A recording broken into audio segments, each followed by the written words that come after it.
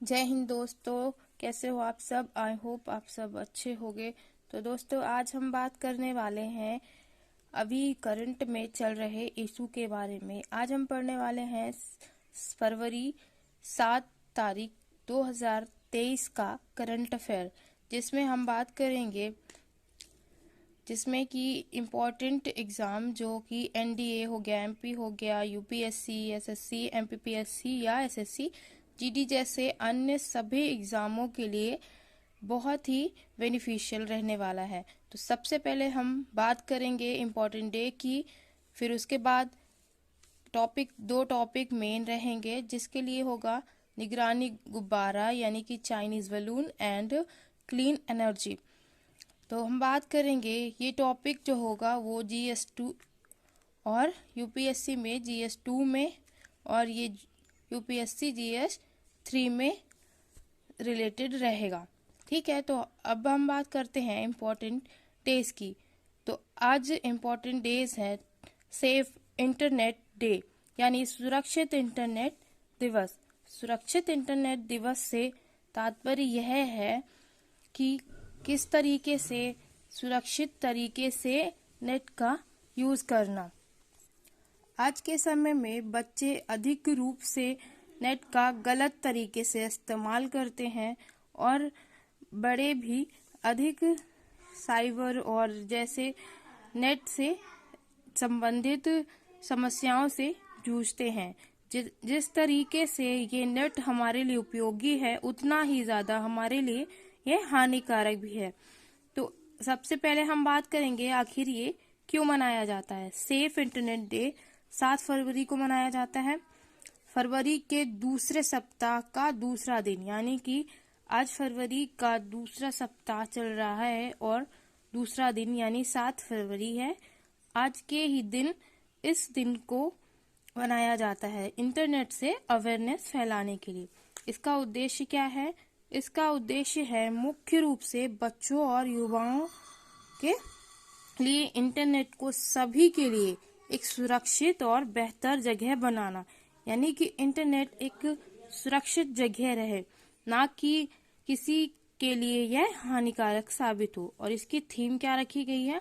इसकी थीम है, इस बारे में बात करना चाहते हैं, ऑनलाइन जीवन के बारे में बातचीत करने के लिए यह जगह बनाना, यानी सुरक्षित जगह बनाना, जिसमें इंग्लिश से क्या बोलेंगे? Want to talk about it, making space for conversation about life online.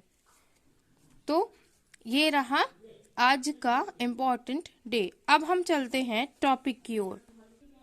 तो हमने कहा था ना, ये टॉपिक होगा GS2 यानी कि इंटरनेट और इवेंट के बारे में। ठीक है, तो इसमें ज़रूर से ज़रूर डबल स्टार लगा लीजिए, बहुत इम्पोर्टेंट होगा और हर एग्ज़ाम के लिए बहुत ज़्यादा बेनिफिशियल रहने वाला है। तो सबसे पहले बात करेंगे कि आखिर ये टॉपिक कैसे था। तो इसमें संयुक्त राज्य अमेरिका ने एक चीनी जासूसी गुब्बारे को मार गिराया, जिसने पिछले सप्ताह देश का चक्कर लगाया था। एक नाटक का एक विस्फोटक अंत, जिसने दो महान विश्व शक्तियों के बीच एक राजनयिक संकट को वास्तविक समय में टेलीविजन स्क्रीन पर डाल दिया। अर्थात एक ऐसा गुब्बारा जो चाइनीज द्वारा छोड़ा गया था और उसे संयुक्त राज्य अमेरिका ने क्या किया? कैप्चर किया और फिर पता लगाया कि वो आखिर है क्या। तो पता चला कि वह चाइनीज का एक गुब्बारा है, जिसे किस लिए छोड़ा गया था? भ्रमण करने के लिए, आसपास की चीजों का मुआयना करने के लिए। इसे एक तरीके से निगरानी गुब्बारा भी कहा जा सकता है, क्योंकि ये जैसे एक ड्रोन कैमरा होता है, वो दूर दूर से देख के निगरानी करता है, उसी तरीके से निगरानी गुब्बारा यानी कि चाइनीज बलून जो कि आकाश में छोड़ा गया था, उसको संयुक्त राज्य अमेरिका ने कैप्चर किया और उसके बारे में जानकारी निकाली और अभी उसके बारे में और भी अधिक खोज चल रही है। इन सस्ते, शांत और मुश्किल से पहचानने वाले गुब्बारे का उपयोग तो ही उद्देश्यों के लिए किया जाता है। तो ही उद्देश्यों से अर्थ है कि जो इंसान सामने से जाके पता नहीं कर सकता, वे इस तरीके की टेक्निक से उसका भी पता लगाया जा सकता है, जिसमें अमेरिकी गृह युद्ध जैसे संघर्षों भी शामिल होते हैं। प्रथम विश्व युद्ध के दौरान यह अभ्यास व्यापक हो गया था और शीत युद्ध के दौरान बड़े पैमाने पर इसका इस्तेमाल किया गया। जब प्रथम विश्व युद्ध हुआ उस दौर पे भी इस टेक्निक का इस्तेमाल किया गया। उसके बाद जब द्वितीय विश्व युद्ध हुआ, मतलब कि शीत युद्ध हुआ, उसके दौरान भी इसका इस्तेमाल बड़े पैमाने पे किया गया।